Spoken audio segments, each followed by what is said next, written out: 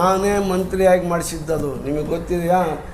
ನಾನು ಸಮಾಜ ಕಲ್ಯಾಣ ಮತ್ತು ಹಿಂದುಳಿದ ವರ್ಗಗಳ ಕಲ್ಯಾಣ ಸಚಿವನಾಗಿದ್ದಾಗ 2015ರಲ್ಲಿ ಕಾಂತರಾಜ್ ಅವ್ರನ್ನ ನೇಮಕ ಮಾಡಿಸಿ ರಾಜ್ಯಾದ್ಯಂತ ಈ ಒಂದು ಸಾಮಾಜಿಕ ಶೈಕ್ಷಣಿಕ ಸಮೀಕ್ಷೆಯನ್ನು ಇಡೀ ರಾಷ್ಟ್ರದಲ್ಲಿ ಫಸ್ಟ್ ಟೈಮು ಒಂದು ಚಾಲೆಂಜ್ ಆಗಿ ಸರ್ಕಾರ ಸಿದ್ದರಾಮಯ್ಯ ಚಾಲೆಂಜ್ ಆಗಿ ಸ್ವೀಕಾರ ಮಾಡಿ ಅದನ್ನು ಪ್ರಾಯೋಗಿಕವಾಗಿ ಮಾಡಿಸಿದರು. ಮಾಡಿಸಾದ್ಮೇಲೆ ಜನ ಸೋಲಿಸಿದರು. ಆ ವರದಿ ಅರ್ಧಂಬರ್ಧ ಆಯಿತು. ನಂತರ ಅದನ್ನು ಪೂರ್ಣಗೊಂಡು ಈಗ ಸಿದ್ಧವಾಗಿದೆ, ಸರ್ಕಾರದ ಮುಂದಿದೆ. ಆಮೇಲೆ ಅದಕ್ಕೆ 100 ಕೋಟಿ ರೂಪಾಯಿ ಖರ್ಚು ಮಾಡಿದ್ದೇವೆ. 170 ಕೋಟಿ ಅಷ್ಟು ಹಣನ ಖರ್ಚು ಮಾಡಿದ್ದೇವೆ. ಈಗ ಅದ್ರ ಜೊತೆಯಲ್ಲಿ ನಮ್ಮ ರಾಹುಲ್ ಗಾಂಧಿ ಅವರು ಎಲ್ಲ ಕಡೆಗೂ ಕೂಡ ಈ ಜಾತಿ ಗಣತಿ ಆಗಬೇಕು ಅಂತ ಇದ್ದಾರೆ. ಅದ್ರ ಜೊತೆಗೆ ನಮ್ಮ ಪ್ರಧಾನಿಗಳು ಶ್ರೀ ನರೇಂದ್ರ ಮೋದಿ ಅವರು ಕೂಡ ಜಾತಿ ಗಣತಿಯನ್ನು ಮಾಡ್ತೀವಿ ಅಂತಂತ, ಜನಗಣತಿಯ ಜೊತೆಗೆ ಜಾತಿ ಗಣತಿಯನ್ನು ಕೂಡ ಮಾಡ್ತೀವಿ ಅಂತಕ್ಕಂಥ ಒಂದು ಐತಿಹಾಸಿಕ ತೀರ್ಮಾನವನ್ನು ತೆಗೆದುಕೊಂಡು ಹೇಳಿದ್ದು ಕೂಡ ನಾವು ಹೃತ್ಪೂರ್ವಕವಾಗಿ ಸ್ವಾಗತ ಮಾಡ್ತೀವಿ. ಅದರ ಪ್ರಕಾರ ಆಗಬೇಕು. ಇದು ಯಾಕಪ್ಪ ಅಂದರೆ ಸಂಪತ್ತು ಒಬ್ಬನ ಸ್ವತ್ತಾಗಿರಬಾರ್ದು. ಸಂಪತ್ತು ವಿಕೇಂದ್ರೀಕರಣ ಆಗಬೇಕು, ಸಮಾನವಾಗಿ ಹಂಚಿಕೆ ಆಗಬೇಕು. ಯಾವ್ಯಾವ ಸಮುದಾಯದಲ್ಲಿ ಎಷ್ಟೆಷ್ಟು ಸಂಪತ್ತಿದೆ, ಎಷ್ಟೆಷ್ಟು ಜ್ಞಾನವನ್ನು ಪಡೆದಿದ್ದಾರೆ, ಎಷ್ಟೆಷ್ಟು ಸಾಕ್ಷರತೆ ಇದೆ, ಎಷ್ಟು ಭೂಮಿ ಇದೆ, ಮನೆಗಳು ಎಷ್ಟಿದ್ದಾವೆ, ಮನೆ ಇಲ್ಲದವ್ರು ಎಷ್ಟು ಜನ ಇದ್ದಾರೆ, ಇಂಥವೆಲ್ಲವೂ ಕೂಡ ಆ ಒಂದು ಸಮೀಕ್ಷೆಯಿಂದ ಹೊರಬರುತ್ತೆ.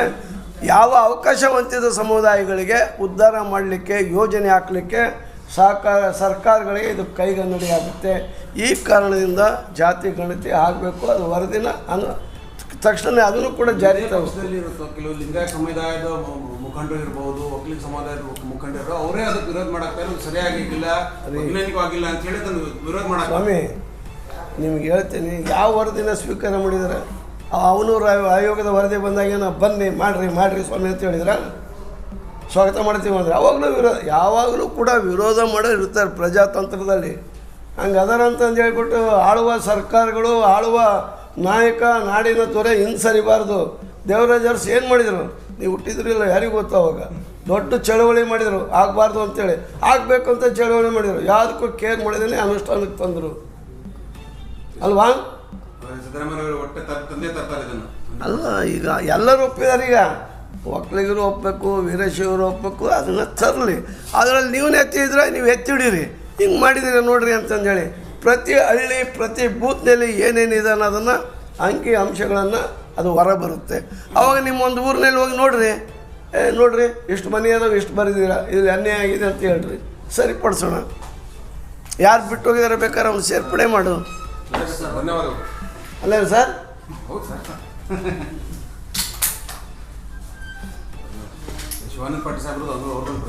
ನಮಗೆ ಗೊತ್ತಾಗ್ಬಿಡ್ತೈತಿ ಈಗ ಕೇಳಿಲ್ಲ. ಅದಕ್ಕೇ ನಾವು ಏನು ಮಾಡಿದ್ವಿ ಅಂದರೆ ಯಾವ ಹಟ್ಟಿ, ಯಾವ ಓಣಿ, ಯಾವ ಕೇರಿ, ಯಾವ ಬಡಾವಣೆಯಲ್ಲಿ ಎಲ್ಲಿ ಬಂದಿಲ್ಲ ಅನ್ನೋದನ್ನು ನಾವು ಸ್ವಲ್ಪ ಇದು ಮಾಡ್ತೀವಿ.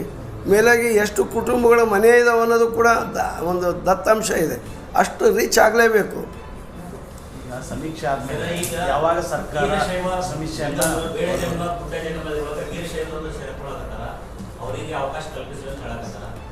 ಈಗ ನೋಡಿ, ನಾನು ಹೇಳೋದು ವೀರಶೈವ ಲಿಂಗಾಯತ ಜಂಗಮರು, ಅವರು ಗುರುಗಳು, ಪುರೋಹಿತರು. ನಮಗೂ ಕೂಡ ಅವ್ರ ಪೂಜೆ ನನ್ನ ಮದುವೆಯಲ್ಲಿ ಅವರೇ ಮಾಡಿಸಿದ್ದಾರೆ. ಗುರುಗಳು ಸ್ಥಾನದಲ್ಲಿರ್ತಕ್ಕಂಥವ್ರು. ಅವರಿಗೂ ಬೇಡ ಜಂಗಮಕ್ಕೂ ಸಂಬಂಧನೇ ಇಲ್ಲ. ಬೇಡ ಜಂಗಮ ಅವರು ಬೇಡ ಅಂದರೆ ಬೇಟೆ ಹಾಡ್ಕೊಂಡು, ಪ್ರಾಣಿಗಳನ್ನು ಬೇಟೆ ಹಾಡ್ಕೊಂಡು ತಿಂತಕ್ಕಂಥ ಜನ. ಆಂಧ್ರದಿಂದ ಸ್ವಲ್ಪ ಕುಟುಂಬಗಳು ಬಂದಿದ್ದು. ಅವರು ತೆಲುಗು ಮಾತಾಡ್ತಕ್ಕಂಥವ್ರು. ಮಾದಿಗರ ಮನೆಯಲ್ಲಿ ಬೇಡ್ಕೊಂಡು ತಿಂದವರು. ಅವರ ಮನೆಯಲ್ಲಿ ನಮ್ಮವರೆಲ್ಲರೂ ಗೋಮಾಂಸ ತಿಂತಾರೆ.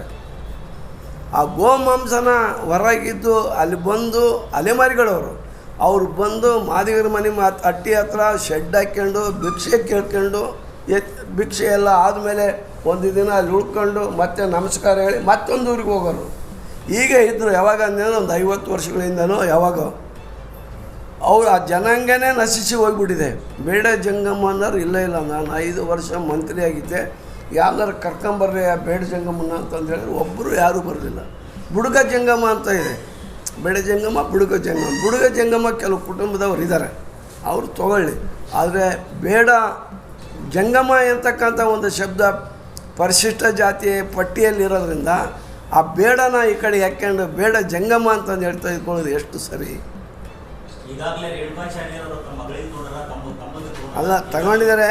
ಈಗ ಯಾವ್ಯಾವನು ತಹಸೀಲ್ದಾರರು ಸರ್ಟಿಫಿಕೇಟ್ ಕೊಡಿದ್ರೆ ಅವನು ಮೊದಲು ಜೈಲಿಗೆ ಹಾಕೋವಂಥ ಕೆಲಸನ ರಾಜ್ಯಕ್ಕೆ ಇಚ್ಛಾಶಕ್ತಿಯನ್ನು ಪ್ರದರ್ಶನ ಮಾಡಿ ಸರ್ಕಾರ ಮಾಡಬೇಕು. ಇದಲ್ಲ ಆದಮೇಲೆ ಉಗ್ರ ಸ್ವರೂಪವಾದಂಥ ಚಳವಳಿಯನ್ನು ಈ ರಾಜ್ಯದಲ್ಲಿ 101 ಜಾತಿ ನಾವೇನಿದ್ದೀವಲ್ಲ ಎಲ್ಲರೂ ಸೇರಿ ಮಾಡ್ತೀವಿ. ಯಾರ್ಯಾರು ಮೀಸಲಾತಿ ಪಡಿತೀರೋ ಅವರೆಲ್ಲರೂ ಕೂಡ ಅದು ಆಗಲ್ಲ. ಆ ರೀತಿ ಮಾಡಬಾರ್ದು. ಯಾವುದೇ ಕಾರಣಕ್ಕೂ ಅವ್ರು ಏನಾದ್ರು ಬರ್ಸಿದ್ರೆ ಪೂರ ಡಿಲೀಟ್ ಮಾಡಬೇಕು ಆಯೋಗದವ್ರು ಅಂತಲೂ ನಾನು ಆಗ್ರಹಿಸ್ತೀನಿ.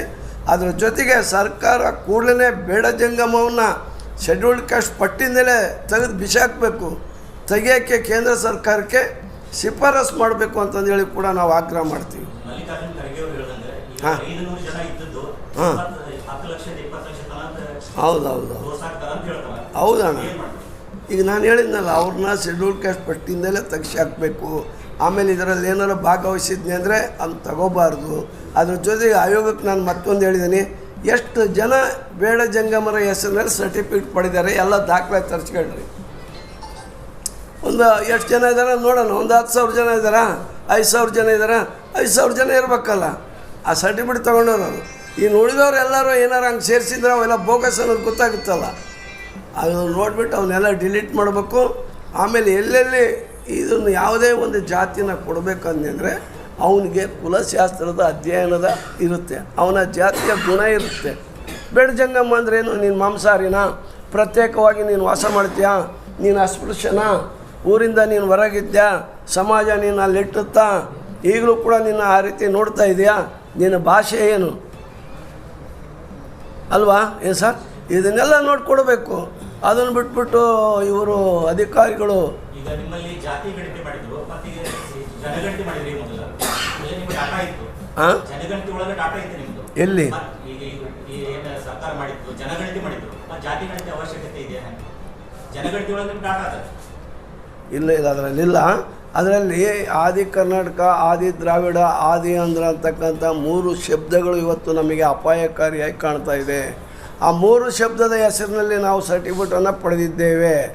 ಅವ್ರು ಯಾರು ಮೂಲ ಅನ್ನೋದನ್ನು ಪತ್ತೆ ಮಾಡಲಿಕ್ಕೆ ಯಾರಿಂದಲೂ ಸಾಧ್ಯವಿಲ್ಲ. ಅನಿವಾರ್ಯವಾಗಿ ಈಗ ನಾವು ಸರ್ವೆ ಮಾಡ್ತಾ ಇದ್ದೇವೆ. ಈ ಸರ್ವೆಯಿಂದಲೇ ನಮಗೆ ಗೊತ್ತಾಗಬೇಕು ಯಾವ್ಯಾವ ಜಾತಿಯವರು ಎಷ್ಟಿದ್ದಾರೆ ಅನ್ನೋದು. ಈ ಸರ್ವೆ ಮಾಡೋಕ್ಕೆ ಸರ್ಕಾರಿ ವ್ಯವಸ್ಥೆನೇ ಕೊಲ್ಯಾಪ್ಸ್ ಮಾಡ್ತಾ ಇದೆ. ಹಾಂ ಸರ್ಕಾರಿ